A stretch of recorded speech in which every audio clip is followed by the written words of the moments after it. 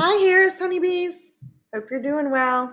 I am excited to get started on this book. I'm really enjoying it. We are on chapter 10, so let's get started. It looks like that's Clementine, and she's got a bunch of cleaning supplies. Let's read and find out what happens. I raced back to my apartment. My parents were in their bedroom. That's right, a chocolate cake with vanilla frosting, my mom was saying to someone on the phone. Goodbye and good riddance should be in red icing. Make sure they spell her name right, I heard my dad say. Then my mom spelled Clementine and said she'd be over to pick it up soon. There wasn't much time. Well, I guess I'll go clean my room, I said extra loud as I walked through the living room. I tried to make it sound as if these words were used to coming out of my mouth. Yep, I'll just be cleaning like crazy this afternoon. My dad came out and squinted at me and then sat down to read his Boston Globe. My mother just glanced at me as she passed by to help my brother with his puzzle. Maybe when I'm done, I'll clean Radish's room too, I tried, and then I'll do my homework. If you need me to help with anything or solve any more problems, like the Great Pigeon War, just come and get me. Okay, Clementine, my parents said. They didn't even look up this time, so it was probably too late. Just in case it wasn't, I got the spray bottle of cleaner and some paper towels because even though I have never actually cleaned my room, I know that's the first step, except I don't know what to do next. I wanted my room to look like Margaret's, like a magazine picture, but I didn't know how to do it. The problem was, everything already looked great to me. Luckily, I knew what my parents would like me to clean. I dragged out everything from the black hole and piled it on top of my bed, and you would not believe how much stuff came out. 4 shoes, 3 brushes, and too many hair clips to count. Socks, a really crunchy Easter peep, and the top hat that had been missing from the Monopoly game for 2 years. A Mr. Potato Head nose, 3 library books, my book report due last Monday, and Friday's Saturn sentence.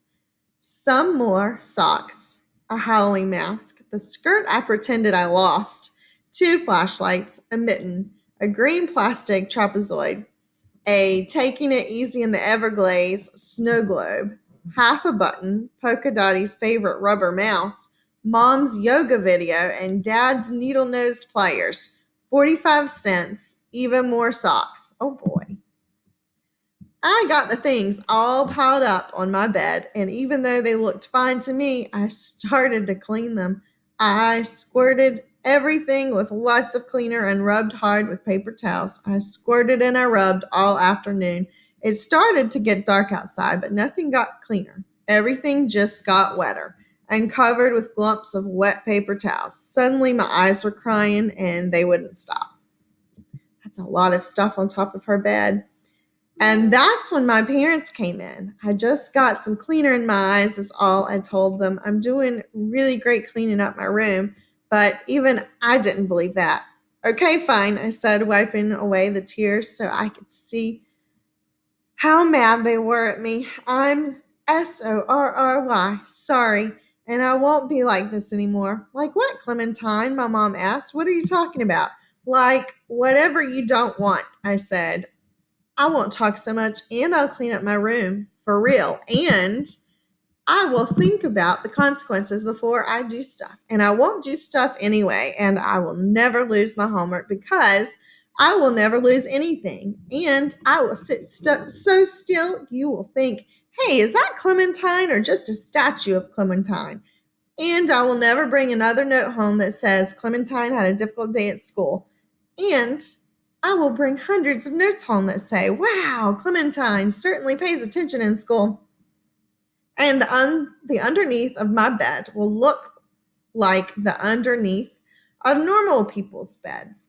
And my hands will always be where they belong, and I will take piano lessons again, but this time I will sit on the bench the whole time. And then I ran out of air. I took a big gulp. I won't be like me anymore, and then I'll be the easy one too, as easy as celery. So you don't have to get rid of me, which I know about because I heard you say one's all we need. And then I heard you order a cake that says goodbye and good riddance, Clementine. My parents both ran over to me and hugged me at the same time. A hug sandwich. Then they took my hands and brought me out to the dining room. And there was Margaret and her mother and Mitchell with my brother on his shoulders, all looking at me. I scrubbed my face to make sure there weren't any tears left, even though I did not care what Mitchell thought because he is not my boyfriend. My brother yelled, "Prize!" and everyone else yelled, "Surprise!" And then they stepped out of the way so I could see the dining room table. And on it was a cake, all right, but it didn't say goodbye and good riddance, Clementine. It said, "Goodbye and good riddance," above 1,000 frosting pigeons, and then under that it said, "Thank you, Clementine, hero of the Pigeon War."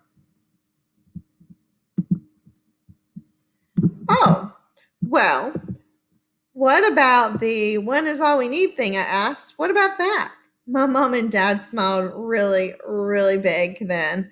"Wait right here, sport," Dad said. He went to the hall and came back with the big box. "Open it up." So I did. And do you know what was in there? A kitten. I'm not kidding you. There was only one left, Dad said, and we told them one's all we need. I lifted the kitten out of the box and took him into the bathroom to get him a name. Right away, I found the most exquisite word. I held him up to my cheek and told him his name, and he started to purr, which filled up a space in my ears that had been empty since Polka died. Let's see. When I came back out, I saw Margaret wanting to touch my kitten, and I saw her tell her hands to be quiet about that because he was mine and he was new.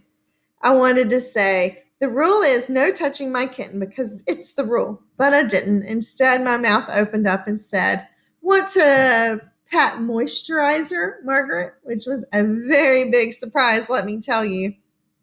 "We know it's not the same as having Polka Daddy back," my mom started. "He's different," my dad said. "I know," I told him. "He's perfect." Then I looked up and saw that everything else was perfect too. My mother in her overalls, my comedian father, my brother who didn't get stuck with a fruit name, Margaret in her Margaret hat, Mitchell slicing the Clementine the hero cake, my not from a magazine apartment. So when Margaret's mother came over and said, "Tomorrow after school, I'm taking both you girls to my hairdresser to fix up those haircuts," I almost said no thanks because I didn't want to change a single thing. But she was smiling at me, and that looked perfect too. So I smiled back and said, "Great." And then I passed out the cake, and I was extremely polite because I served everyone else a slice first. And then at the very end, I took one too. Okay, fine. The end. I hope you all have enjoyed this book as much as I have. I have looked forward to reading every chapter. And now, after this, we're going to be reading Wish Tree. So I will talk with you tomorrow. Goodbye.